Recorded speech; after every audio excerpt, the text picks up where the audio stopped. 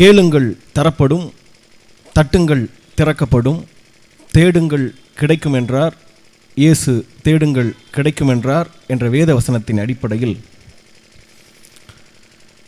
50,000 ஆண்டுகளுக்கு மூத்த அன்னை தமிழினத்தின் பிள்ளைகள் நாங்கள் 15 ஆண்டு காலமாக தொடர்ச்சியாக இந்த திராவிடத்தால் புறக்கணிக்கப்பட்டு நிற்கின்ற இந்த பிள்ளைகள், நாம் தமிழர் கட்சி பிள்ளைகள், சீமானின் தம்பிகள், இந்த மண்ணுக்கான அதிகாரத்தை தமிழர் எங்களுக்கு தாருங்கள் என்று தொடர்ச்சியாக கேட்டு வந்தோம். 14 ஆண்டு காலமாக கேட்டு வந்தோம்.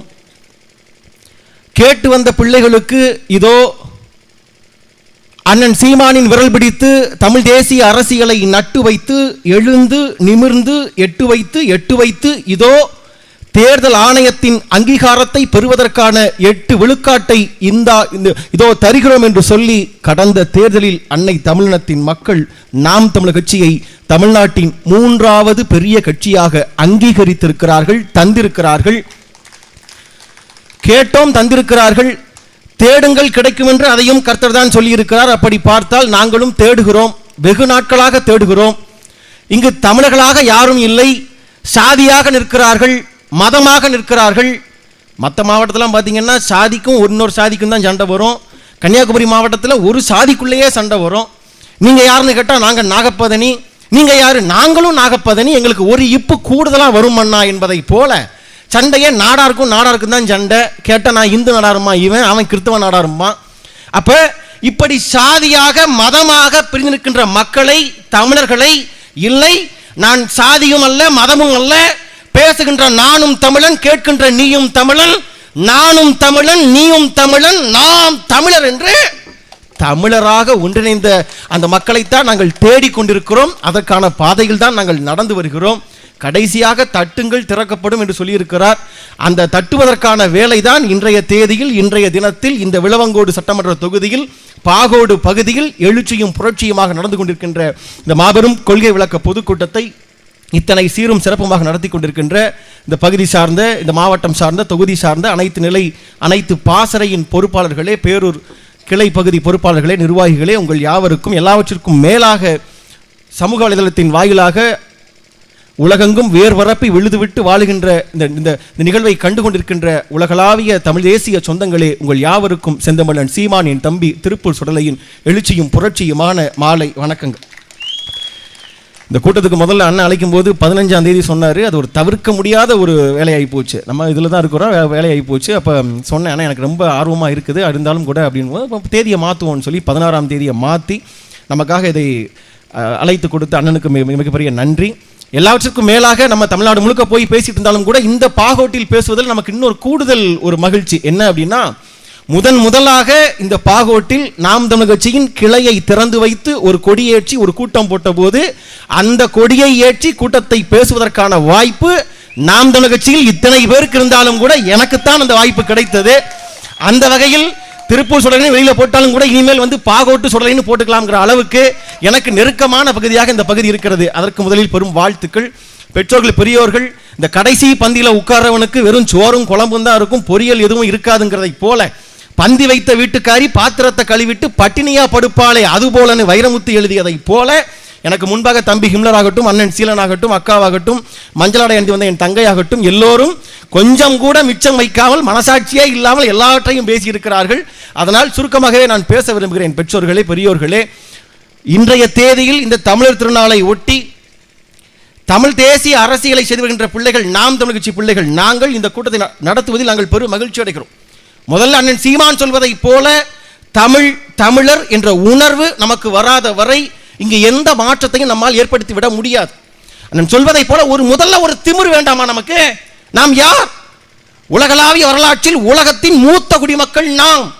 ஆரி ஓரி பாரி ஆய் நல்லி அதிகமான் என்று கடையெழு வள்ளல்கள் பிறந்த இனத்தில் பிறந்த பிள்ளைகள் நாம். ஒரு கர்வம் வேண்டாமா? ஒரு தலைக்கணம் வேண்டாமா?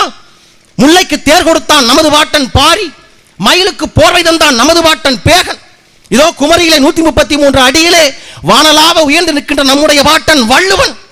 உலகத்திலேயே அவனை போல 1.25 அடியில் உலகத்திற்கு கடந்த காலம், நிகழ்காலம், எதிர்காலம் என்று முக்காலத்திற்கும் தேவையான அத்தனையும் 2000 ஆண்டுகளுக்கு முன்பாக எழுதி வைத்த வள்ளுவன் அவன் வழி வந்த பிள்ளைகள் நாம். நமக்கு ஒரு திமிரு வேண்டாமா? வேண்டாமா? ஒரு மொழி உருவாக வேண்டும் என்று சொன்னால் முதலில் அது சமிக்கையாக இருந்து எழுத்துக்களாக மாறி சொற்களாக மாறி அதற்கு பின்பாக 1000 ஆண்டுகளை கடந்துதான் அந்த மொழியில் இலக்கணம் பிறக்கும், இலக்கியம் பிறக்கும். அப்படி பார்த்தால் வள்ளுவன் எழுதிய திருக்குறள் பிறந்து 2000 ஆண்டுகள் ஆகிறது என்று சொன்னால் மொழி பிறந்து எத்தனை ஆண்டுகளாக இருக்கும் இல்லையா? திருக்குறளை பத்தி இன்னைக்கு பேசும்போது கூட தம்பி சொன்னாரு, சதாம் ஹுசேன் சொல்லிட்டு ஈராக்ல அதிபர் சதாம் ஹுசேன், அவரை அமெரிக்க வல்லாதிக்க அரசு கைது செய்து கொன்றதற்கு பின்பாக சதாம் ஹுசேனுடைய மாளிகைக்கு கீழே ஒரு பதுங்கு குழி இருக்குது. உள்ள போய் தேடி பார்க்கிறாங்க. தேடி பார்க்கின்ற போது உலகத்திலேயே கிடைக்காத அரிய பொக்கிஷங்கள் 2000 பொருட்கள் அவர் பதுங்கு குழியில் இருந்தது. 2000 பொருட்களில் புத்தகம் என்ற அலமாரியில் வரிசையில் ஒரே ஒரு புத்தகம் தான் இருந்தது. எங்க? ஈராக் அதிபர் சதாம் ஹுசேனின் பதுங்கு குழியில் ஒரே ஒரு புத்தகம் தான் இருந்தது. அந்த புத்தகம் நம்முடைய பாட்டன் வள்ளுவன் எழுதிய திருக்குறளை ஈராக் மொழியில் மொழி மாற்றம் செய்யப்பட்ட புத்தகம். அதை நாம் நேசித்து வருகிறோமா? வர்றோமா? வெள்ளக்காரன் இந்தியாவை ஆண்டு முடிக்கிறான், சுதந்திரம் கொடுக்க முடிவு பண்ணிட்டான். சரி, சுதந்திரம் கொடுத்துருவோன்னு முடிவு பண்ணிட்டான் வெள்ளக்காரன். அப்ப அந்த கவர்னர்கள் எல்லாம் மேஜர்கள் எல்லாம் ஒன்றாக சேர்ந்து ஒரு கூட்டம் போடுறாங்க. கூட்டம் போட்டு இந்தியாவுக்கு சுதந்திரம் கொடுத்துடலாம். சரி, அப்ப இங்கிருந்து எதை எடுத்துட்டு போலாம்? கோலாறுல தங்க வைரங்கள் இருக்கிறதே, தங்க வயல் இருக்கிறதே, அதை எடுத்துட்டு போவோமா? மிளகு கிடைக்குமே எடுத்துட்டு போவோமா? ஏலக்காய் கிடைக்குமே எடுத்துட்டு போவோமா?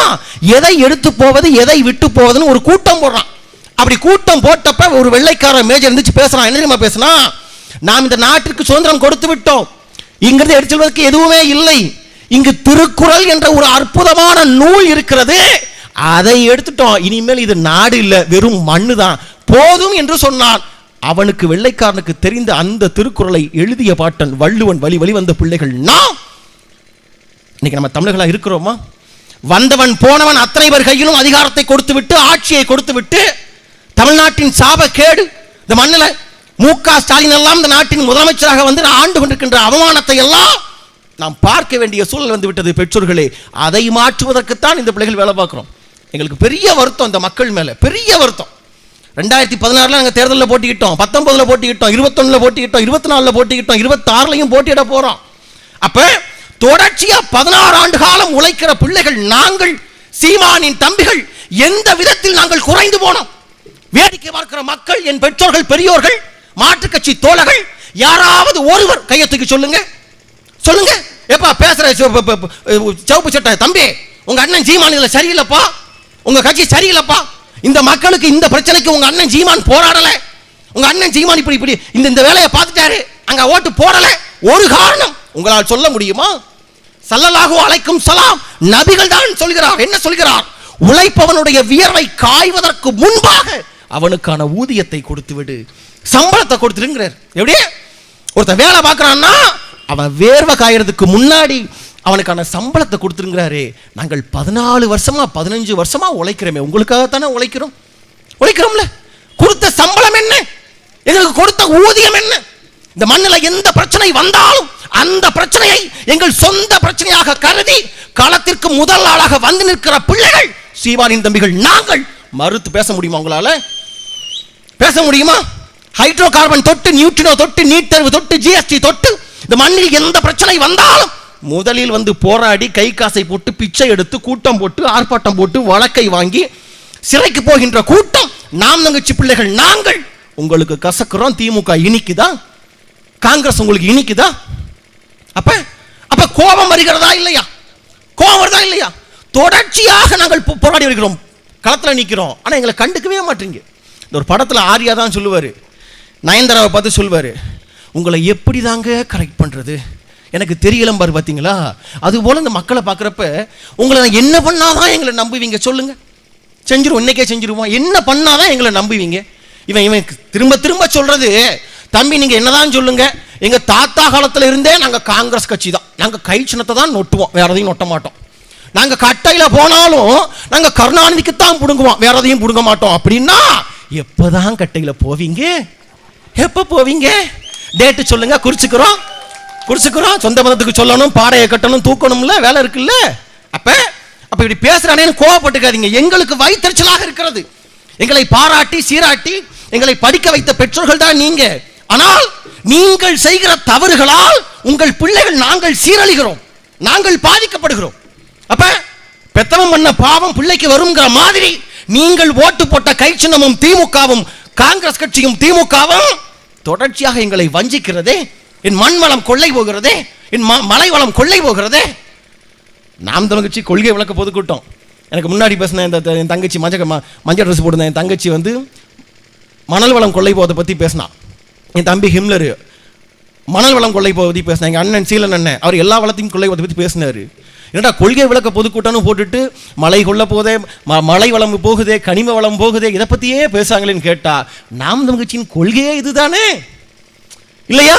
கனிம வளத்தை மற்ற கட்சிகளைப் போல வாக்கு அரசியலுக்காக வந்த பிள்ளைகள் சீமானின் தம்பிகள் நாங்கள் அல்ல.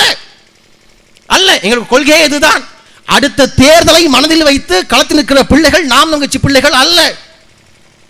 தொடர்ச்சியாக சொல்லிட்டு வரோம். நாங்க 2024 தேர்தலே நீங்க பாருங்க, 8.2 விழுக்காடு வாங்கிடுச்சாம்பா நாம் தமிழ் கட்சி. தமிழ்நாட்டில் 3வது பெரிய கட்சியாம்பா, 36 லட்சம் ஓட்டு வாங்கிடுச்சாம்பா நாம் தமிழ் கட்சி அப்படின்னு பல பேர் பேசுறான். அது அவங்களுக்கு அவ்வளவு எளிதாக தெரிகிறது. ஆனால் களத்தில் 24 தேர்தலில் இங்கு அமர்ந்திருக்கின்ற எங்கள் நிர்வாகிகள், எங்கள் பொறுப்பாளர்கள், அண்ணன் தம்பிகள், அக்கால் தங்கைகள் கடந்த 2024 தேர்தலிலே நாங்கள் போட்டதை போல உழைப்பை உலக வரலாற்றில் எந்த கட்சிக்காரனும் செய்திருக்க மாட்டான். அந்த அளவிற்கு நாங்கள் உழைத்தோம். பொண்டாட்டி பிள்ளைகளை விட்டுட்டு, பெத்த தாய் தகப்பனை விட்டுட்டு, பார்த்துட்டு இருந்த வேலையை விட்டுட்டு, சோறு தண்ணி பார்க்காம, பகல் வெயில் பார்க்காம, மழை வெயில் பார்க்காம, இரவு பகல் பார்க்காமல் தொடர்ச்சியாக 3 மாதம் பெற்ற பிள்ளையை பார்ப்பதை போல நாங்கள் இந்த தேர்தலுக்காக உழைத்தோம். எத்தனை அடக்குமுறை, எத்தனை ஒடுக்குமுறை, ஒன்றா ரெண்டா யோசிச்சு பாருங்க. இந்த 36 லட்சம் வாக்கு என்பது அவ்வளவு எளிதில் எங்களுக்கு கிடைத்து விடவில்லை. சின்னம் ஒரு சாதாரண சின்னம். 50 வருஷமா 60 வருஷமா காங்கிரஸ் கட்சிக்கு ஒரே சின்னம் கை சின்னம். 50 வருஷமா 60 வருஷமா திமுகவிற்கு ஒரே சின்னம் உதயசூரியன். 50 வருஷமா அண்ணா திராவிட முன்னேற்றத்துக்கு ஒரே சின்னம் ரெட்டலை, பிஜேபிக்கு ஒரே சின்னம் தாமரை. இந்த பிள்ளைகள் நாங்கள் ஏழை எளிய பிள்ளைகள் சீமானின் தம்பிகள் சந்தித்த 4 தேர்தல்களில் 3 சின்னத்தை மாற்றிவிட்டார்கள். 3 சின்னம். கடைசி நேரத்தில் கஷ்டப்பட்டு கருமாயப்பட்டு விவசாயி சின்னத்தை போட்டு டிஷர்ட் அடிச்சு, நோட்டீஸ் அடிச்சு, போஸ்டர் அடிச்சு எல்லாம் வச்சிருந்தோம். கடைசி நேரத்தில் உனக்கு சின்னமும் இல்லை ஒன்றும் இல்லை போடான்ட்டான். அவசரமாக 10 நாள் எலெக்ஷனுக்கு 10 நாளைக்கு முன்னாடி கொடுத்த சின்னத்தை, மைக் சின்னத்தை அடிச்சு காசு எடுத்து போட்டு, பிச்சை எடுத்து போட்டு அவசரமாக கொண்டு போய் சேர்த்து கிடைத்த வாக்குகள் தான் 36 லட்சம் வாக்குகள். புரியுதா உங்களுக்கு? இதுவே ஒருவேளை விவசாய சின்னத்தை கொடுத்திருந்தால் இந்த வாக்கு மடங்கு இன்னும் 2 மடங்கு அதிகமாக இருக்கிறதுக்கு வாய்ப்பு இருக்கிறது. திமுக காரன் ஒரு ஓட்டுக்கு 500 ரூபா கொடுக்குறான், அதிமுகவும் கொடுக்குது, காங்கிரஸ் கொடுக்குறான். நீ கணக்கு போட்டு பாருங்க, ஒரு ஓட்டுக்கு 500 ரூபா மதிப்புன்னா 36 லட்சம் இன்ட்டு 500 ரூபான்னு கணக்கு போட்டால் எத்தனை கோடிகள் வருகிறது? அத்தனை கோடி வாக்குகளை 10 பைசா கொடுக்காமல் எங்கள் பொறுப்பாளர்கள் வெறும் வியர்வையை மட்டும் சிந்தி எங்களால் வாங்க முடிகிறது என்று சொன்னால், வருகின்ற காலத்தில் இந்த அதிகாரத்திற்கான வாக்குகளை வாங்குவதற்கு எவ்வளவு நேரம் ஆகிவிடும்? எவ்வளோ ஆகிடும்? போன முறை வாங்கினதை விட இன்னும் 2 மடங்கு சேர்த்து. நான் அதுதான் பல இடத்துல பதிவு செய்யறது என்னன்னா, நீங்கள் தயவு செஞ்சு வேடிக்கை பார்க்குற மக்கள், போன தேர்தலில் நாம் தங்கச்சிக்கு ஓட்டு போட்டீங்களா? ரொம்ப நன்றி. அடுத்த தேர்தல் நீங்கள் எதுவுமே செய்ய வேண்டாம், ஒன்னே ஒன்று பண்ணுங்க. அடுத்த தேர்தலில் நீங்க வாக்குச்சாவடிக்கு ஓட்டு போட போறப்ப கண்டிப்பா உங்க வீட்டில் 2 பேர் இருப்பாங்கல்ல. உங்க வீட்டுக்காரர் இருப்பாரு, உங்க மாமனார் மாமியார் இருப்பாங்க, அக்கா தங்கச்சி இருப்பாங்க, அண்ணன் தம்பி இருப்பாங்க, மாமா மச்சனை இருப்பான், அல்லது உங்களுக்கு நண்பர்கள், கூட படிச்சவன், கூட விளையாண்டவன் 2 பேர் இருப்பாங்கல்ல. அல்லது நீங்க முரட்டு சிங்கிளா இருக்கீங்களா, அல்லது நீங்க காதலிக்கிறீங்களா, உங்க காதலிக்கிட்டையோ காதலன்கிட்டையோ நீங்க சொல்லுங்க. என்ன சொல்லுங்க?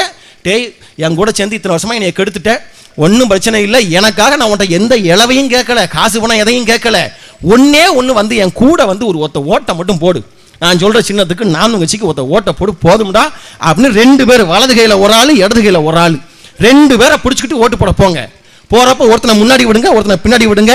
எங்கடா ஓடுற, கேட்டுக்குள்ளவான்னு உள்ள லாக் பண்ணி நேரம் ஓடிச்சாவடியை கூட்டு போய் போடுறா, நான் சொன்ன சின்னத்துக்கு ஓட்ட போடுறா அப்படின்னு சொல்லி 2 ஓட்டு. போன முறை ஓட்டு போட்ட நீங்க இந்த வர்ற தேர்தலில் இன்னும் 2 பேரை மட்டும் கூட்டு போய் ஓட்டு போட்டுட்டீங்கன்னா 36 லட்சம் வாக்குகள் 1 கோடிக்கும் மேற்பட்ட வாக்குகளாக எளிதாக மாறிவிடும். ஆளுகின்ற கட்சியாக நாம் நம் கட்சி வந்துவிடும். அண்ணன் சீமா இந்த நாட்டின் முதலமைச்சராக வந்து விடுவார். நான் என்ன கேட்கிறேன், இவன் திரும்ப திரும்ப சொல்றது, நாம் நம் கட்சிக்கு ஓட்டு போட்டா பிஜேபி வந்துடும், சீமான் பிஜேபியினுடைய ஆளு, நாம் நம் கட்சி பிஜேபி பிடிஎம்ங்கிறான். இந்த திடலில் வச்சு கபடி போட்டி நடத்தினாங்க, நம்ம அண்ணன்மார்கள் நடத்தினாங்களா இல்லையா? நான் என்ன கேட்குறேன், கபடி போட்டியில் ஒரு டீம் விளையாடுது கபடி கபடி கபடி கபடின்னு விளையாடுறான். இவன் வென்றுட்டு வந்தான்னா, ஐயோ இவங்க போய் நல்லா விளையாண்டாங்கன்னா அந்த டீம் பரிசு வாங்கிரும்னு சொல்லுவது எவ்வளவு பெரிய பைத்தியக்காரத்தனம், ஆமாவா இல்லையா?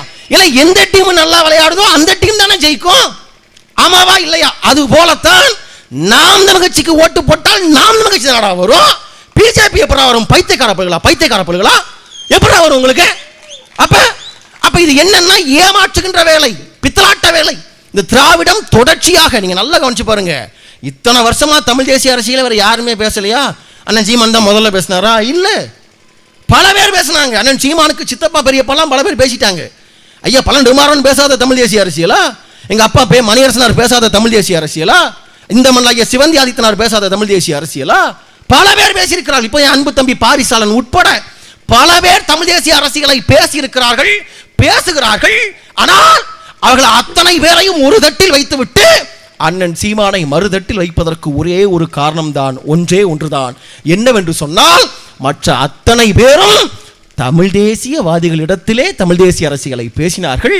ஒரே ஒருவன் தான் சாதாரண பாமர படிக்காத என் பெரியப்பன் சித்தப்பனிடத்தில் தமிழ் தேசிய அரசியலை பேசியவன், விதைத்தவன், இதோ சாட்சாத் எங்கள் அண்ணன் சீமான். அதனாலதான் அடிச்சு சுத்துறோம் நாங்க, இல்லையா? அப்ப இப்படிப்பட்ட ஒருவனை இந்த மண்ணின் அதிகாரத்திற்கு ஒரே ஒரு முறை நான் கேட்கிறேன், 50 வருஷமா நீங்க திமுக போட்டீங்களா இல்லையா? போட்டீங்களா இல்லையா? அண்ணாக்கு போட்டீங்க, கருணாநிதிக்கு போட்டீங்க, இப்ப ஸ்டாலினுக்கும் போட்டீங்க.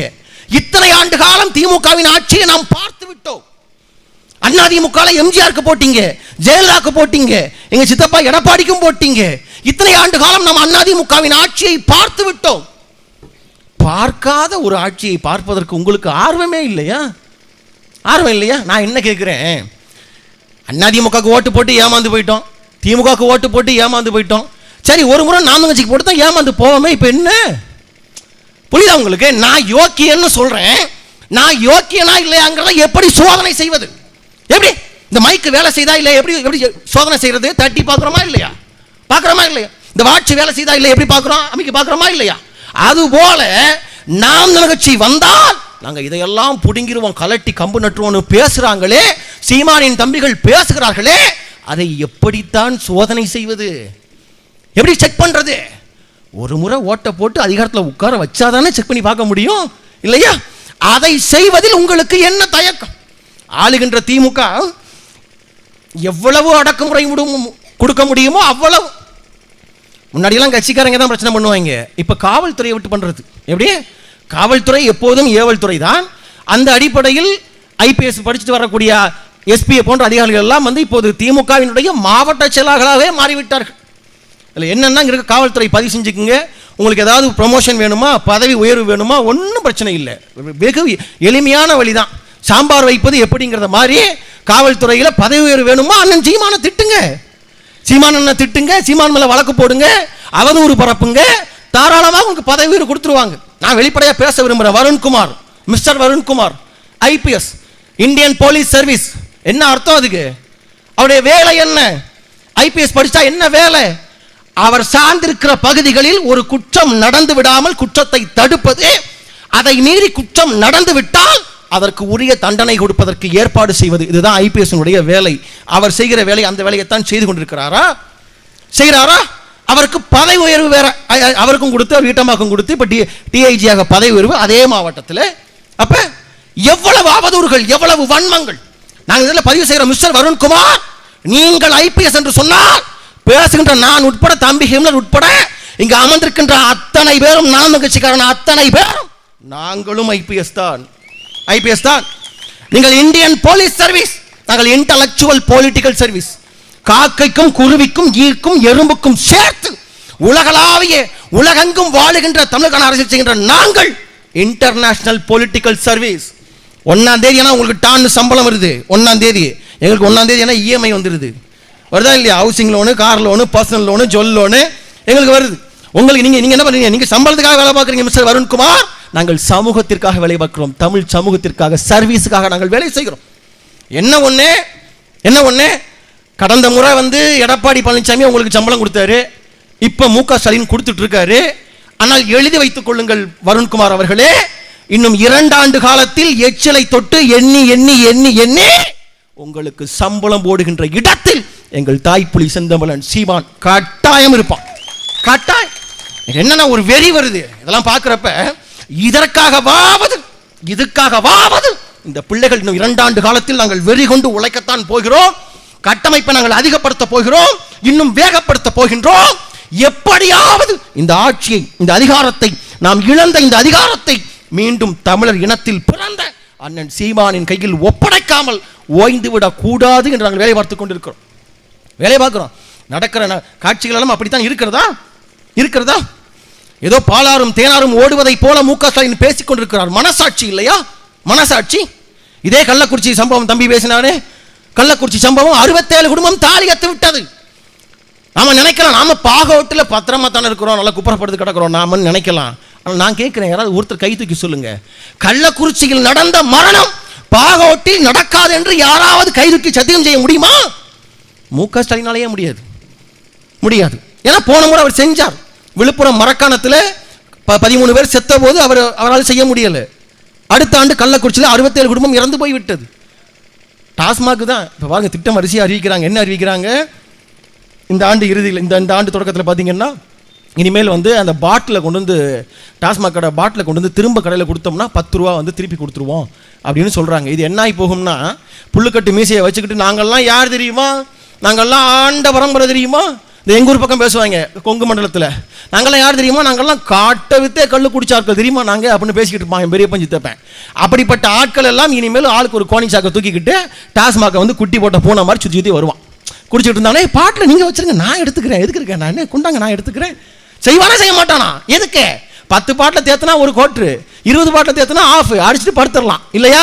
அப்ப இது போன்றதையெல்லாம் ஒரு திட்டமாக கொடுக்கின்ற ஆட்சி இந்த ஆட்சி விளங்குமா? ஸல்லல்லாஹு அலைக்கும் ஸலாம் நபிகள் தான் சொல்கிறார், சொல்கிறார், மது தீமைகளின் தாய். அவ்வளவுதான். ரத்தின சுருக்கமாக 3 வார்த்தையில முடிச்சிட்டார். மது தீமைகளின் தாய். ஒருவன் கொலை செய்யலாம், கொள்ளையடிக்கலாம், கற்பழிக்கலாம், வன்முறை செய்யலாம், இன்னும் என்ன வேண்டுமானாலும் செய்யலாம், அத்தனைக்கும் தாய் மதுன்டர். அந்த மதுவைத்தான் தொடர்ச்சியாக தமிழ்நாட்டில் 6 போல ஓடுது. நாம் தங்கச்சிக்கார பிள்ளைங்க நாங்க ஏதாவது டாஸ்மாக் கடைக்கு எதிராக நாங்கள் போறோம்னு வச்சுக்கோங்க, என்ன சொல்லுவோம், காவல்துறை என்ன மாதிரி பேசுவான், எங்க டாஸ்மாக் மூட முடியாதுங்க, மூடிட்டா கள்ளச்சாராயம் வந்துருங்க சொல்லுவானா இல்லையா? டாஸ்மாக் மூடிட்டா கள்ளச்சாராயம் வந்துரும்னா, அப்ப கள்ளக்குறிச்சியில் விழுந்தது காய்ச்சினது கள்ளச்சாராயமா நல்ல சாராயமா? எப்படா வந்துச்சு? கடை இருக்கும்போதே எப்படா வந்துச்சு? அப்ப அது போன்ற கண்ணு குட்டிகளை எல்லாம் ஊக்குவிக்கின்ற வேலையைத்தான் இந்த ஆளுகின்ற திராவிட முன்னேற்றம் செய்து கொண்டிருக்கிறது. இதை ஒருபோதும் நிறுத்த மாட்டார்கள். டிவியில ஸ்டாலின் பேசுறாரு, பிள்ளைகளே உங்களை பார்த்து நான் மன்றாடி கேட்கிறேன், தயவு செய்து போதையின் பக்கம் போகாதீங்கன்னு மன்றாடுறாராம் ஸ்டாலின். வாயில் எனக்கு அசிங்கமா வருது.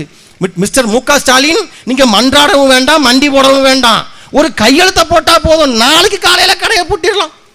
நாளைக்கு காலையில ஒத்த கையெழுத்து, இனிமேல் டாஸ்மாக்கு வேலை இல்லை. போட்டா போட முடியுமா? முடியாதான். அப்ப இது யார்கிட்ட நடிக்கிற வேலை, யாரை ஏமாற்றுகின்ற வேலை, யாரை ஏமாத்துற வேலை. அப்ப இவர்கள் எது ஒன்றையும் செய்ய மாட்டார்கள். ஏன்? எதனால? அண்ணன் சீலன் அண்ணன் பேசும்போது சொன்னாரு, கனிம வள கொள்ளை போது தடுக்க மாட்டார்கள். ஏன்? கனிம வள கொள்ளையை தடுத்து விட்டால் அதிலிருந்து கிடைக்கின்ற கமிஷன் காசு, சில பல 1000 கோடிகள் வருமானம் நின்று போகும். நின்றுடுச்சுன்னா என்ன ஆகும்? வருமானம் நின்று போச்சுன்னா அடுத்த தேர்தலில் ஓட்டுக்கு காசு கொடுக்க முடியாது. காசு கொடுக்கலன்னா நாம் கட்சிக்காரனுக்கு எதிராக போட்டியிட்டு ஆளுங்கட்சியால டெபாசிட் வாங்க முடியாது. புரியுதா உங்களுக்கு? அப்ப கனிம வள கொள்ள, மணல் வள கொள்ள, டாஸ்மார்க் இதையெல்லாம் நிறுத்திவிட்டால் வருமானம் போய்விடும். வருமானம் போய்விட்டால் அடுத்த தேர்தலில் நாம் தமிழர் கட்சி ஆட்சிக்கு வந்துவிடும் என்று திமுகவிற்கு தெரியும். அதனால் இவர்கள் ஒருபோதும் இதை நிறுத்த மாட்டார்கள். நாங்கள் சொல்றோம்ல, எங்களுக்கு ஓட்டுக்கு காசு கொடுக்க வேண்டிய அவசியம் இல்லை, இதுவரை கொடுத்ததும் இல்லை. ஏன் கொடுத்தது இல்லைன்னா கொடுக்கிறதுக்கு காசு இல்லை. சரி, காசு இருந்தா கொடுப்பீங்கட்டா, காசு இருந்தாலும் கொடுக்க மாட்டோம். ஏனென்று சொன்னால் வாக்கிற்கு பணம் கொடுப்பதை போல ஒரு அவமானமான விஷயம் இல்லை என்பதுதான் நாம் தமிழர் கட்சியின் சித்தாந்தம், அதுதான் செயல்பாடு. அதனால் எங்களுக்கு வாக்கிற்கு பணம் கொடுக்க வேண்டிய அவசியமும் இல்லை. இந்த நாட்டை திமுக, காங்கிரஸ், அதிமுகவை போல சுரண்டி கொழுக்க வேண்டிய அவசியமும் எங்களுக்கு இல்லை. ஆகவேதான் கேட்கிறோம், ஒரு வாய்ப்பை தாருங்கள், தந்துதான் பாருங்களேன். விஜயகாந்த்னு ஒரு மனுஷன், தேமுதிகன்னு ஒரு கட்சி வந்தார், எதிர்கட்சி அளவுக்கு விட்டீங்க. இப்போ பல பேர் யாரை கேட்டாலும் பேசுகிறான். நல்ல மனுஷன் போயிட்டார், நல்ல மனுஷன், அதெல்லாம் வந்திருக்கணும். இல்லை நீ ஓட்டு போட்டுக்கணும்டா, அவர் இருந்த போதே நீ ஓட்டு போட்டிருந்தா வந்திருப்பாருடா. அவர் செத்து சுடுகாட்டுக்கு போனதுக்கு அப்புறம் இப்போ சொல்கிறான் விஜயகாந்த்லாம் வந்திருக்கணும், நல்லா இருந்திருக்கும் அப்படின்னு. அதை போலத்தான் பெற்றோர்களே, பெரியோர்களே, எங்கள் அண்ணன் சீமான் திடகாத்திரமாக இந்த மண்ணின் மீது, மக்களின் மீது பேரார்வம் கொண்டு திடகாத்திரமாக இருக்கின்ற போதே ஒரு வாய்ப்பை நீங்கள் தந்துவிட வேண்டும். அதற்கு பின்பாக வருத்தப்பட்டு எந்த பிரயோஜனமும் இல்லை. ஏனென்று சொன்னால் நாங்கள் வைக்கின்ற அரசியல் மாற்று அரசியல், புதிய அரசியல், உங்களால் கற்பனை கூட செய்து பார்க்க முடியாத அரசியலை களத்தில் செய்கிற பிள்ளைகள் நாங்கள். சீமானின் தம்பிகள் வாக்கு கேட்டு வந்திருக்கிறோம். சுருக்கமாக பேச விரும்புகிற மருத்துவம், தம்பி பேசும்போது சொன்னாப்புல, மருத்துவம் ஆகச்சிறந்த மருத்துவம், ஆகச்சிறந்த. பேசுகிற எனக்கு எங்கள் அம்மா வந்து சின்ன வயசை தவறிட்டாங்க. ஒன்றில் நுரையீரலில் ஒரு பிரச்சனை, அந்த வயிறு சார்ந்த பிரச்சனை. அந்த நேரத்தில் போய் ஜெம் மருத்துவமனைன்னு சொல்லிட்டு அந்த பிரச்சனைக்கு, வயிறு சார்ந்த பிரச்சனைக்கு கோவையில் ஜெம் மருத்துவமனை தான் ரொம்ப பிரபலமான மருத்துவமனை, தனியார் மருத்துவமனை. கூட்டு போன ரொம்ப இல்லை, 2 லட்ச ரூபா கேட்டாங்க. ஒரு 2 லட்ச ரூபா இருந்திருந்தால் எங்கள் அம்மா கூட கொஞ்ச நாள் வாழ வச்சிருக்கலாம், காப்பாற்றிருக்கலாம். காசு இல்லை அப்போ நான் யோசித்தேன், ஒரு 2 லட்ச ரூபா காசு நம்மளால் அப்போ நேரத்தில் ரெடி பண்ண முடியலையே, அதனால் எங்கள் அம்மாவை தவற விட்டோமே. அதுபோல எத்தனை பெற்றோர்கள் பெரியவர்களை இழந்து விட்டு இந்த சமூகம் வாழ்ந்து கொண்டிருக்கிறது. நான் கேட்குறேன், இன்னைக்கு பஸ்ஸில் ஃப்ரீயாக விடுறோம்னு சொல்கிறாங்களே, மகளிர் பஸ்ஸு, உரிமை பஸ்ஸுன்னு விடுறாங்களே. நான் என்ன கேட்குறேன், மரியாதைக்குரிய விக்கு மண்டை மிஸ்டர் மு க ஸ்டாலின், பஸ்ஸில் ஃப்ரீயாக விடுறீங்களே, நீங்கள் பள்ளிக்கூடத்தில் படிப்பை ஃப்ரீயாக கொடுத்தீங்களா? அப்போ ஏண்டா ஒவ்வொரு வருஷமும் அந்த மே மாதம் முடியும் போது அந்த உழைக்கிற ஆம்பளைக்கு தான் அதோட வழி தெரியும், அருமை தெரியும். மே மாதம் லீவ் விட்டாதே, இன்னும் ஒரு மாதத்தில் பிள்ளைக்கு ஃபீஸ் கட்டணுமே, ஐயோ 2 பேருக்கு கட்டணுமே, மூத்தவனுக்கு 30,000 கட்டணும், இளையவனுக்கு 20,000 கட்டணும், 50,000க்கு எங்கே போகிறது, யார்கிட்ட அட்வான்ஸ் வாங்குறது, எப்படி ரெடி பண்ணுறது, அவ்வளவு சிரமப்படுகின்ற இந்த தமிழ் சமூகத்திற்கு பஸ்ஸில் ஃப்ரீயாக விட்ட மிஸ்டர் மு க ஸ்டாலின் பள்ளிக்கூட படிப்பை ஃப்ரீயாக கொடுத்துருக்கலாம்ல. ஒரு புள்ளி வரும் தெரியுமா உங்களுக்கு? ஒரு ஆண்டுக்கு ஒட்டு மொத்தமாக தமிழ்நாடு முழுவதும் இருக்கக்கூடிய தனியார் பள்ளிக்கூடங்களுக்கு கல்வி கட்டணத்தை கட்ட வேண்டும் என்று சொன்னால் ஒரு ஆண்டுக்கு 2600 கோடி ரூபாய் பணம் இருந்தால் அரசே கட்டிவிடலாம். எவ்வளவு? 2600 கோடி. டாஸ்மாக்ல ஒரு வருஷத்துக்கு மட்டும் என் பெரிய பஞ்சத்தம் எவ்வளவு குடிக்கிறான்? 46,000 கோடிக்கு குடிக்கிறான். பொங்கல் அன்னைக்கு டார்கெட் வச்சு பொங்கல் தீபாவளிக்கு ஒரு நாள்ல 450 கோடிக்கு குடிக்கிறான் என் பெரிய பஞ்சத்தப்பன். எதை விடுறானோ இல்லையோ கரெக்டாக அந்த ஒரு நாளைக்கு கொண்டு போய் மொய் வைக்கிறத கரெக்டாக வச்சு வந்துடுறான் கவர்மெண்ட்டுக்கு. அப்போ நான் கேட்குறேன், ஒரு மாத வருமானம் டாஸ்மாக் வருமானத்தை எடுத்தால் 2600 கோடி ரூபாய். இனிமேல் தமிழ்நாட்டில் எந்த பிரைவேட் ஸ்கூலில் யார் படித்தாலும் அத்தனைக்கும் கல்வி கட்டணம் ஃப்ரீ, இலவசம். கொடுக்கலாம் இல்லையா? கொடுத்திருக்கலாம் இல்லையா? அதுபோல தான் மருத்துவம். அப்போ இதையெல்லாம் செய்யாத இவர்கள் நாங்கள் உரிமை தொகை கொடுக்குறோம், இதை கொடுக்குறோம்னு பேசுவது எவ்வளவு பெரிய அயோக்கியத்தனம். நாங்கள் சொல்கிறோம் அத்தனையும் மாற்றுகிறோம். அண்ணன் சீமானின் தலைமையில் ஆட்சிக்கு வந்ததுக்கு பின்பாக அனைத்தும் மாற்றம், அடிப்படை மாற்றம், அமைப்பு மாற்றம், அரசியல் மாற்றம். முதல்ல வந்த உடனே இவங்க பேனா சிலையை தூக்கி இடிக்கிறது, இவங்க சிலைகள்லாம் இடிக்கிறது தான் முதல் வேலை. சும்மா பேச்சுக்கு சொல்கிறோம்னு நினச்சிக்காதீங்க, உண்மையிலே செயல் திட்டம் அதுதான். கடந்த காலத்தில் சென்னையில் வந்து பார்த்தீங்கன்னா பஸ் ஸ்டாண்டு முதல் எங்கே இருந்துச்சுன்னா பாரிஸ் கார்னரில் இருந்தது, அதை கோயம்பேடுக்கு மாற்றினாங்க. ஏன்டா மாற்றுறீங்கன்னு கேட்டோம். இடம் நெருக்கடியாக இருக்குது, அப்படியே டிராஃபிக்காக இருக்குது, அதனால் மாற்றுறோம்னு சொன்னாங்க. ஒரு பாலம் ஒன்று போட்டாங்க, விஜயகாந்த் கல்யாண மண்டபத்தை இடித்து ஒரு பாலம் கட்டினான். ஏன்டா பாலம் கட்டுறீங்கன்னு கேட்டோம். அது நெரிசலாக இருக்குங்க, ரொம்ப நெருக்கடியாக இருக்குது, அதனால் பாலம் கட்டுறோம்னா. இப்போ நாம் என்ன பண்ணுறோம், 26 அண்ணன் சீமானின் தலைமையில் ஆட்சி அமைஞ்ச உடனே கொண்டு போய் மெரினா கடற்கரைக்கு பக்கத்தில் கொண்டு போய் ஒரு பஸ் ஸ்டாண்டை போடுறோம் சென்னையில். ஏன்டான்னு கேட்பான், சோ கால்டு 200 ரூபா திமுக ஊப்பி கேட்பான். அப்படி கேட்குறப்ப அவன் போட்ட பிட்ட தூக்கி அவனுக்கே போட்டு நெரிசலாக இருக்குங்க என்னங்க பண்ணுறது போடுறோம். பஸ் ஸ்டாண்டை போடுறோமா, பஸ் ஸ்டாண்டுக்கு என்ன பண்ணுறோம், ஒரு பாலத்தை போடுறோம். பாலம் எப்படி வருது, அப்படியே கடற்கரைக்கு உள்ளே போய் மெரினா வழியாக வர்ற மாதிரி ஒரு பாலத்தை போடுறோம். பாலத்துக்கு ஒரு பில்லர் போடுறோம். பில்லரை எங்கடா போடுறதுன்னு கேட்டால் கருணாநிதி பேனா சிலை மேலே கொண்டு போய் பில்லரை போடுறோம். பேனாவை தூக்கி கையில் கொடுத்து ஓடுறா, நீ ஆந்திராவுக்கே ஓடு, மணவாடு நீ ஓடு அவனுக்கு கொடுத்து அனுப்பிட்டு பில்லரை போடுறோம். ஏங்க இப்படி பண்ணுறீங்க, எதுக்குங்க இடிச்சிங்க அப்படின்னு கேட்டால் அதே விட்டு பழைய பல்லவியை தூக்கி போட்டு நெரிசலாக இருக்குங்க என்னங்க பண்ணுறது, நெரிசலாக இருக்குது போடுறோமா இல்லையா? அதுக்கு பக்கத்தில் ஒரு மெட்ரோ முனையம், ரயில் முனையம் போடுறோம் மெரினாக்கு பக்கத்தில். அதை எங்கே போடுறோம், கருணாநிதி கல்லறை மேலேயே கொண்டு போய் போடுறோம். மெட்ரோ முனையத்தினுடைய கழிவறை டாய்லெட்டை கொண்டு போய் எங்கே போடுறோம், கருணாநிதி கல்லறைக்கு பக்கத்தில் போடுறோம். போட்டதுக்கு அப்புறம் நாளைக்கு வெளிநாட்டிலிருந்து தமிழ் ஈழத்திலிருந்து புலம்பெயர்ந்து நம்ம தமிழ் சொந்தங்கள் யாராவது வந்து மெரினாவில் வந்து பார்க்கணும்னு வந்தாங்கன்னா, எவன் வந்தாலும் சரி உலகத்திலிருந்து வந்து ஏர்போர்ட்டில் இறங்கி நம்ம வீட்டு பிள்ளை 2ஆம் கிளாஸ் படிக்கிற பிள்ளை இந்த போல சின்ன பிள்ளை வந்து நின்றுச்சுன்னா, மெட்ரோ மணியத்தில் நின்றுச்சுன்னா, இந்த கருணாநிதினு ஒரு அயோக்கிய பையன் இருந்தாம்ல, அவன் கல்லர் எங்கடா இருக்குது அப்படின்னு கேட்டால், இங்கே வா 11:02க்கு ஒரு ரயில், மெட்ரோ ரயில் வரும், அதில் ஏறு, நேராக வந்து மெட்ரோ மணியத்துக்கு பேர் என்ன?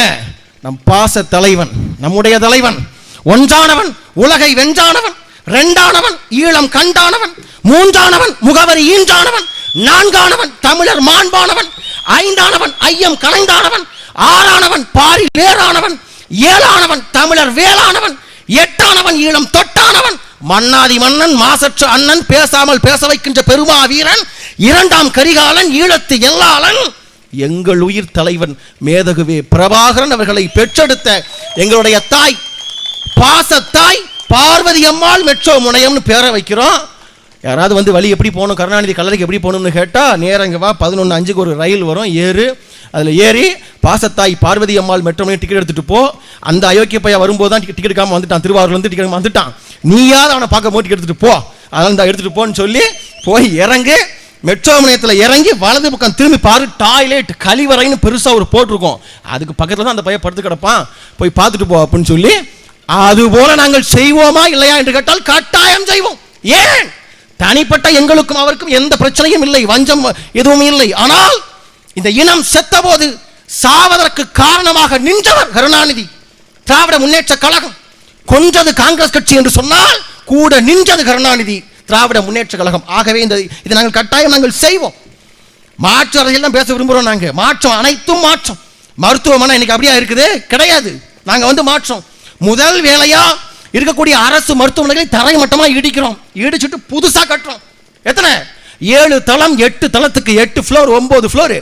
தனியார் மருத்துவமனைக்கு நிகராக, தனியார் மருத்துவமனையை விட சிறப்பாக 8 தளங்களில் போட்டு கட்டுகிறோம், லிஃப்ட்டை போடுறோம். ஒவ்வொரு அரசு மருத்துவமனை வாசல்லையும் இது போல என் தங்கையை போல படித்த பிள்ளைகளை, அழகான பிள்ளைகளை நிறுத்தி ஆடை போட்டு உள்ள மருத்துவமனைக்கு யார் வந்தாலும் சரி வணக்கம் போட்டு, வணக்கம் அரசு கன்னியாகுமரி அரசு மருத்துவமனை உங்களை இனிதே வரவேற்கிறது, வாங்க அப்பதான் உங்களுக்கு என்ன செய்யுது அப்படின்னு ஏர் ஹோஸ்டஸ் மாதிரி எப்படி விமான பணிப்பெண்கள் போல அப்படி ஆடை உடுத்தி எங்க அக்கா தங்கச்சியை நிப்பாட்டி, வாங்க என்ன கற்பாயி பாட்டி என்ன செய்யுது, உங்களுக்கு முதுகு வலிக்குதா, அப்படியே உருளைக்கிழங்கு சாப்பிட்டீங்களா, வாங்க உட்காருங்க அப்படின்னு முதல் தளத்தில் எல்லாம் ப்ரெஷர், பிபி, சுகர் எல்லாம் செக் பண்ணுறான். செக் பண்ணி கிளவிய லிப்டில் ஏற்றி 3ஆவது கருப்பாயி பாட்டி வாங்க வயசுலாம் போயிருமா. இந்த தனியார் மருத்துவமனை விட சிறப்பாக மருத்துவர் பேசுவார். நீங்கள் சிந்தித்து பாருங்கள் பெற்றோர்களே, மருத்துவருக்கு பின்பாக சுவற்றிலே ஒரு பெரிய படம் மாட்டப்பட்டிருக்கும். அந்த படத்தில் இதோ எங்கள் தலைவன் மேதகுவே பிரபாகரன் சிரித்துக் கொண்டிருப்பார். இப்படிப்பட்ட மாற்றம் உங்களுக்கு வேண்டுமா வேண்டாமா? நாங்கள் ஏதோ இன்னைக்கு பேசல, 2016க்கு முன்பாகவே எங்கள் அண்ணன் சீமான் வெளியிட்ட தேர்தல் வரைவு அறிக்கை, செயல்பாட்டு வரைவு தெளிவாக சொல்லிட்டோம். நாங்கள் நாம் தமிழர் கட்சி ஆட்சிக்கு வந்தால் இனி எவனெல்லாம் அரசியல்வாதியோ, எவனெல்லாம் எம்எல்ஏவோ, எம்பியோ, முதலமைச்சரோ, அவன் அத்தனை பேரும் இனி அரசு மருத்துவமனையில் தான் வைத்தியம் பார்க்க வேண்டும். ஒரு சட்டம் நாங்கள் போடுவோம்னு சொன்னோம். என்ன மாற்றம் வரும்? என்ன மாற்றம்? ஆசாரிப்பள்ளம் ஆஸ்பத்திரியில் நம்ம கால் வலின்னு போய் நின்னோம்னா நமக்கு முன்னாடி மனோ தங்கராஜ் இடுப்பு பிடிச்சி நிற்பாப்ல, நிற்பாரா இல்லையா? என்னங்க மனோ தங்கராஜ் இந்த பக்கம் வந்தீங்க அப்படின்னா ரொம்ப 2 நாளாக மூட்டு பிடிச்சிக்கிச்சுப்பா தம்பி சொல்லுவாரா இல்லையா? சுரேஷ் ராஜா நிற்பாப்ல, எல்லாரும் நிற்பாங்க. அப்போ என்ன ஆகும்னா, வைத்தியம் பார்க்குற மருத்துவர் உனக்கும் எனக்கும் ஏழவாழ நம்ம மாடு மேய்க்கிறோம், ஆட்டோ ஓட்டுறோம், மூட்டை தூக்குறோம், நமக்காக ஒழுங்காக வைத்தியம் பார்க்குறானோ இல்லையோ, ஐயோ மனோ தங்கராஜ் வந்துட்டார் நாளைக்கு சிஎம்கிட்ட போட்டு கொடுத்துருவாரு, ஒழுங்காக வேலை பார்ப்போம். சொந்த கிளினிக்கு போகாமல் டைமுக்கு வருவானா மாட்டானா? இந்த மாற்றத்தை தான் நாங்கள் செயல்பாட்டில் முன்வைக்கிறோம். நாங்கள் உங்களுக்கு வேண்டாமா? கல்வி அதே போல தான். அதே போல இனி அரசு வேலை பார்க்கிற அத்தனை பேர் விட்டு பிள்ளைகளும் கவர்மெண்ட் வேலை உனக்கு வேணுமா? உனக்கு வேலை மட்டும் கவர்மெண்ட் வேலை இனிக்குது, உன் பிள்ளைய படிக்க வைக்கிறது கான்வென்ட் கேட்குதா? அப்ப என்ன? இனி கவர்மெண்ட் வேலை பார்க்கிற அத்தனை பேர் விட்டு பிள்ளைகளும் இனி அரசு பள்ளியில் தான் படிக்க வேண்டும். ஒரு சட்டம் போட்டுவிட்டால் என்ன மாற்றம் வரும் பெற்றோர்களே? மாடு மேய்க்கிற நம் வீட்டு பிள்ளையும் மாவட்ட ஆட்சியர் வீட்டு பிள்ளையும் பக்கத்தில் ஒன்றாக அமர்ந்து அரசு பள்ளியில் படிக்கும். பாடம் எடுக்கிற வாத்தியார் நம் வீட்டு பிள்ளைகளுக்காக ஒழுங்காக நடத்துகிறாரோ இல்லையோ, கலெக்டர் வீட்டு பிள்ளைக்காகவாவது பாடத்தை ஒழுங்காக நடத்தித்தான் ஆக வேண்டும். மாற்றம், இந்த மாற்றம் உங்களுக்கு வேண்டாமா? டாஸ்மாக் அதே போலதான். அதே போல டாஸ்மாக் ஒவ்வொரு மொழிவழி தேசியனத்திற்கும் ஒரு சோமபானம் உண்டு, ஒரு குடிபானம் உண்டு. யூரோப்பில் ஒரு சில கண்ட்ரியில் பார்த்தீங்கன்னா என்ன செய்வான்? ரம்மு குடிப்பான், ஒருத்தன் ஜின்னு குடிப்பான், ஒருத்தன் பிராண்டி, ஒருத்தன் பீரு, ஒருத்தன் வோட்கா குடிப்பான். அதுபோல நாம் தமிழர் கட்சி ஆட்சி அமைந்தவுடன் ஒட்டுமொத்த தமிழ் தேசிய இனத்தின் தமிழர் நாட்டின் குடிபானமாக சோமபானமாக பணம்பாளையும் தென்னம்பாளையும் பணங்கள் தென்னங்களை தமிழர் இனத்தின் தேசிய பானமாக அறிவிக்கிறோம். அறிவித்து ஒவ்வொரு ஊர்லையும் ஊருக்கு ஒதுக்குப்புறமா 3 கிலோமீட்டர் 4 கிலோமீட்டர் தள்ளி ஒரு கடையை திறக்கிறோம். என்ன மாற்றம் வரும்? என்ன மாற்றம்? இப்போ ஆவினில் பால் ஊற்றுறான் பார்த்தீங்களா, எங்கள் பெரியாத்தா சின்னத்தா 2 மாடை வச்சுக்கிட்டு புல்லு பிடுங்கி போட்டு அதை சரியாக கொண்டு போய் கூட்டுறவு சங்கம் மூலமாக கொண்டு போய் பாலை விற்கிறாங்க இல்லையா? அதுபோல் பணங்கள் தென்னங்களை கூட்டுறவு சங்கம் போட்டு கொண்டு போய் ஊருக்கு வெளியில் விற்றோம்னா, ஆட்டோ ஓட்டுற எங்கள் அண்ணன் ஒரு நாளைக்கு 400 ரூபா சம்பாதிக்காருன்னா போய் ஒரு குவார்ட்டர் கட்டிங் போட்டாலே காசு பத்தாது. அப்போ பணம் பால் ஒரு செம்பே 10 ரூபா தான். எங்கள் சித்தப்பன் பெரியப்ப முக்கிய குடித்தாலும் 3 செம்பு 4 செம்பு அதுக்கு மேலே குடிக்க முடியாது. அப்போ 4 செம்பு 40 ரூபாய்க்கு வாங்கி குடிச்சிட்டு ஒருத்த ஊறுகாயை நக்கிக்கிட்டு கொண்டு போய் மீதி காசை கொண்டு போய் என் தாய்மார்கள்ட்ட எங்கள் பொண்டாட்டி பிள்ளைகிட்ட கொண்டு போய் கொடுப்பான். இது மாற்றம். இந்த மாற்றத்தை நாங்கள் முன்வைக்கிறோம். உங்களுக்கு வேண்டுமா? வேண்டாம். அப்போ இந்த மண்ணில் லஞ்ச லாவண்யமற்ற ஊழலற்ற ஒரு நேர்மையான நிர்வாகத்தை தர வேண்டும் என்று சொன்னால் அதற்கு நாம் தமிழர் கட்சியை விட்டால் வேறு வழி வாய்ப்பில்லை. திமுக காரன் பேசுகிறானே, நாங்கள் தான் பெண் உரிமையை பிடுங்குறோம், நாங்கள் தான் பெண்களுக்கு சமநிதியை கொடுக்குறோம். நான் ஒரே ஒரு கணக்கு சொல்ல விரும்புகிறேன். திமுக மொத்த மாவட்ட செயலர் 72 மாவட்ட செயலாளர். உங்ககிட்ட ஆண்ட்ராய்டு ஃபோன் இருந்தால் போய் தட்டி பாருங்க. சீமானின் தம்பிகள் எப்போதும் உண்மையை பேசுகிற பிள்ளைகள், தட்டி பாருங்க. திமுகவிலே 72 மாவட்ட செயலாளர்கள். அதில் சரிபாதி என்று சொன்னால் குறைந்தபட்சம் 36 மாவட்ட செயலர்கள் பெண்களுக்கு கொடுத்துருக்கணும். கொடுத்தது எத்தனை பேருக்கு? வெறும் ஒரே ஒரு ஆள், ஒரே ஒருத்தர் ஊறுகா மாதிரி மருந்துக்கு கொடுத்தது மாதிரி தூத்துக்குடியில் அம்மா, எங்கள் அருமை அம்மா கீதா ஜீவன், அவங்க ஒரு ஆள் தான் திமுகவில் மாவட்ட செயலர் பெண். மீது அத்தனை பேரும் ஆண்கள். அதே போல் கடந்த சட்டமன்ற தேர்தலில் 173 பேர் போட்டிக்கிட்டாங்க திமுகவில் மட்டும், கூட்டணியை தவிர்த்து 173 பேர் போட்டிக்கிட்டதில் திமுகவில் சரிபாதி கொடுத்தாலும் யோசிச்சு பாருங்க. ஆனால் கொடுத்தது வெறும் 12 பேர் தான் பெண்கள். பாராளுமன்றத்தில் போட்டிக்கிட்டாங்க 24ல் 40 தொகுதி, 40ல் சரிபாதி 20 தொகுதி பெண்களுக்கு கொடுத்திருக்க வேண்டும். கொடுத்தது வெறும் 3. தூத்துக்குடியில் கனிமொழி அம்மா நின்னாங்க, அப்புறம் அவங்க கீதாராணி, அவங்க 3 பேர் தான், மொத்தமே 3 பேர் தான் போட்டிக்கிட்டது. அப்போ நாங்கள் என்ன சொல்லுகின்றோம் என்று சொன்னால், இதையெல்லாம் கேட்கறதுக்கு உங்களுக்கு என்ன தகுதி ஒரு கேள்வி வரலாம். நாங்கள் கேட்காம யார் கேட்கறது? இந்த படத்தில் சொல்கிற மாதிரி நான் உன்னை அடிப்பேன் நீ மூடிட்டு வாங்கிக்கணும் அப்படிங்கிற மாதிரி நாங்கள் திமுகவை அடிப்போம், பெண்ணுரிமை நாங்கள் தான் புடுங்குறோம்னு பேசுகிற நீ கொடுத்தியா? நாங்கள் கொடுத்தோம். தமிழ்நாட்டில் மட்டுமல்ல, இந்தியாவில் மட்டுமல்ல, ஒட்டுமொத்த உலகத்திலேயே, உலக வரலாற்றிலேயே சரிபாதியாக ஆணுக்கு பெண் சமம் அல்ல, ஆணும் பெண்ணும் சமம் என்று சொல்லி கடந்த 3 பொது தேர்தல்களிலும் சரிபாதி வேட்பாளர்களாக ஆண்களை நிறுத்திய கட்சி உண்டென்று சொன்னால் ஒரே கட்சி எங்களுடைய நாம் தமிழர் கட்சி. நாங்கள் தான் நிப்பாட்டணும். அப்ப இதையெல்லாம் செய்து வருகிற பிள்ளைகள், நாங்கள் உங்களிடத்தில் கேட்டு வருவது ஒன்றே ஒன்றுதான். பெற்றோர்களே, பெரியவர்களே, ஒரு வாய்ப்பை தாருங்கள். ஒரே ஒரு முறை, இத்தனை ஆண்டு காலம் இத்தனை ஆட்சியை பார்த்த நீங்கள் ஒரு முறை அண்ணன் சீமானின் தலைமையில் அமைய இருக்கின்ற ஒரு ஆட்சியை தாருங்கள். அனைத்தும் மாற்றம், அடிப்படை மாற்றம் என்ற முழக்கத்தை முன்வைத்து வருகிற பிள்ளைகளுக்கு ஒரு வாய்ப்பை தாருங்கள். நீங்கள் மட்டும் ஓட்டு போட்டால் பத்தாது. தயவு செஞ்சு போய் சொல்லுங்கள் உங்கள் நண்பர்கள்கிட்ட, உங்கள் சொந்தக்காரங்க கிட்ட, பெற்றவங்க பெரியவங்க கிட்ட, இதுபோல இந்த மண்ணின் மாற்றத்திற்கு நாம் தமிழர் கட்சிக்கு நான் வாக்களிக்க போகிறேன், நீங்களும் வாக்களிங்கன்னு சொல்லுங்கள். இறுதியாக உன்னை சொல்லி பேச்ச நிறைவு செய்ய விரும்புகிறேன். பல பேர் வருவார்கள். ஒவ்வொரு தேர்தலையுமே கடந்த 2019 நாங்கள் அங்கீகாரம் வாங்கியிருக்க வேண்டிய கட்சி கமலஹாசன் வந்து ஆட்டத்தை கெடுத்தார். அதுபோல் இப்போ அண்ணன் விஜய் வந்திருக்கிறாரு. பல பேர் கூட சொல்கிறது என்னென்னா, விஜய் வந்ததுனால நாம் தமிழர் கட்சி ஓட்டு குறைஞ்சிருமா, அது அந்த பக்கம் ஓட்டு போயிடுமான்னு கேட்குறாங்க பல பேர். நம்ம அண்ணன்மார்களே கேட்குறாங்க. சத்தியமாக இல்லை. அண்ணன் விஜய் வருவதனால் நாம் தமிழர் கட்சிக்கு இந்த சிக்கலும் இல்லை. ஏன் தந்தை பெரியாரை தூக்கி பிடிக்கிறார் விஜய். பெரியாரை தூக்கி பிடித்து வருகின்ற விஜய் அவர்கள், யார் பெரியாரை தூக்கி பிடித்து இத்தனை ஆண்டு காலம் அரசியல் செய்கிறார்களோ அவர்களுடைய வாக்கைத்தான் திருட முடியுமே ஒழிய, பெரியாரை தூக்கி போட்டு மிதிக்கின்ற நம்முடைய வாக்கை ஒருபோதும் அவரால் பிரிக்க முடியாது. அப்ப அவர் வருவதனால் நமக்கு பெரிய வருத்தம் என்னன்னா, இந்த மக்கள்கிட்ட அதுதான் பிரச்சனை. அண்ணன் சீமானனுக்கு கூட்டம் கூடுமா, நடிகர் விஜய்க்கு கூடுமா? அண்ணன் சீமானுக்கு ஓட்டு போடுறதா விஜய்க்கு போடுறதான்னு கேட்டா, அண்ணன் சீமான் தப்பு பண்ணிட்டாரு. என்னன்னா, இவரும் பேசாம வந்து படம் எடுத்தார் இல்லையா, தம்பின்னு படம் எடுத்தாரு, வாழ்த்துக்கள்னு படம் எடுத்தாரு. அதுபோல தான் உண்டு தன் வேலை உண்டு என்று சொல்லி தம்பி படம் எடுத்ததை போல வருஷத்துக்கு 4 படம் நம்பி கொடுத்தோமா, 4 ஹிட் படம் கொடுத்தோமா, படத்துக்கு 15 கோடி சம்பளம் வாங்கணுமா, வாங்கினதுல பாதியை ஒயிட்டா வாங்கணுமா, மீதியை பிளாக்கா வாங்கணுமா, படம் ஷூட்டிங்க்கு சேசிங் சீனுக்கு யூரோப் போனோமா, சிங்கப்பூர் போனோமா, டூயட் சாங்காக நம்ம வந்து யூரோப் போனோமான்னு இல்லாமல் சேர்த்த பணத்தை எல்லாம் சேர்த்து வைத்துக்கொண்டு தான் உண்டு, தன் குடும்பம் உண்டு, தன் பொண்டாட்டி பிள்ளைகள் உண்டு என்று இருந்துவிட்டு இப்போது அரசியலுக்கு வந்திருந்தார் என்று சொன்னால் அண்ணன் சீமானுக்கும் கூட்டம் கூடியிருக்கும். ஆனால் பெற்றோர்களே, மேற்சொன்ன அத்தனையும் செய்துவிட்டு களத்திற்கு வந்திருக்கின்ற நபர் அண்ணன் விஜய் அவர்கள். பெரிய விமர்சனம் வைக்க விரும்பல, ஆனாலும் கூட நாங்கள் பதிவு செய்கிறோம். இந்த மண்ணுக்காக தொடர்ச்சியாக உழைக்கின்ற அண்ணன் சீமானின் பின்னால் யாருக்கு வேண்டுமானாலும் கூட்டம் கூடலாம். ஆனால் தமிழ் சமூகத்தின் மக்கள் ஓட்டு போடுகின்ற போது நமக்காக உழைத்தவன் யார் என்று பார்த்து அண்ணன் சீமானுக்குத்தான் வாக்களிப்பார்கள் என்ற பெரும் நம்பிக்கை நமக்கு இருக்கிறது. எந்த கலக்கமும் வேண்டாம், குழப்பமும் வேண்டாம். உறுதியாக நாம் வெல்லுவோம். வெற்றி நிச்சயம். நாம் தமிழர்.